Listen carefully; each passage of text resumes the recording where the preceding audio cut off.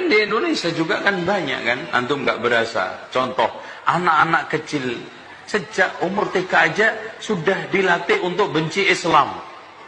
Balonku ada 5, rupa-rupa warnanya. Yang meletus balon apa? Hah? Yang meletus apa? Hijau.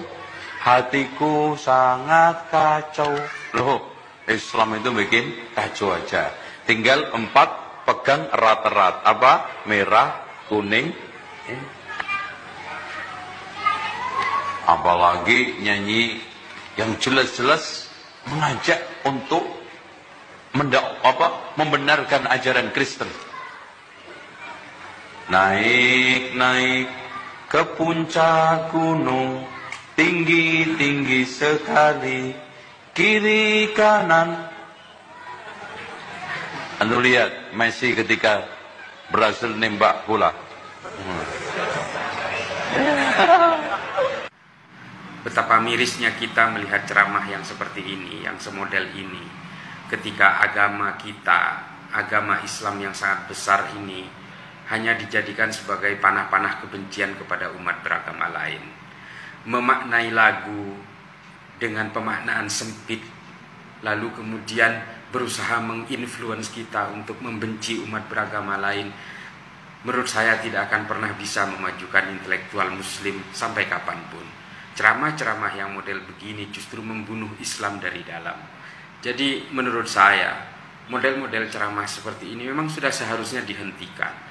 Dan para pendakwah juga seharusnya berpikir bahwa dengan memberikan lumuran kebencian kepada umat tidak akan pernah bisa memajukan Islam.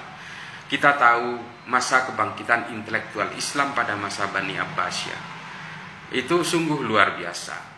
Para intelektual muslim melakukan leburan-leburan budaya dan juga disiplin ilmu dari berbagai pihak, dari Eropa, dari Asia Tengah dan sebagainya.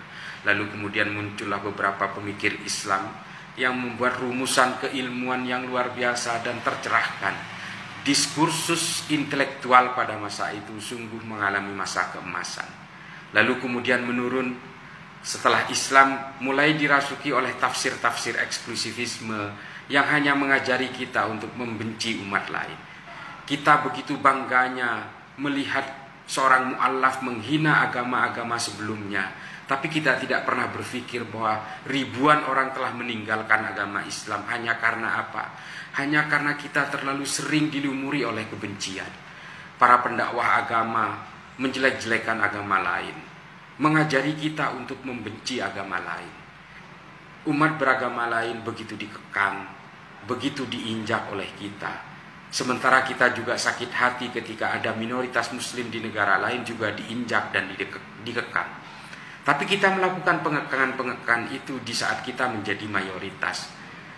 Islam juga mengajari empati, mengajari simpati, bagaimana kita berlaku sebagai mayoritas dan bagaimana kita berlaku sebagai minoritas.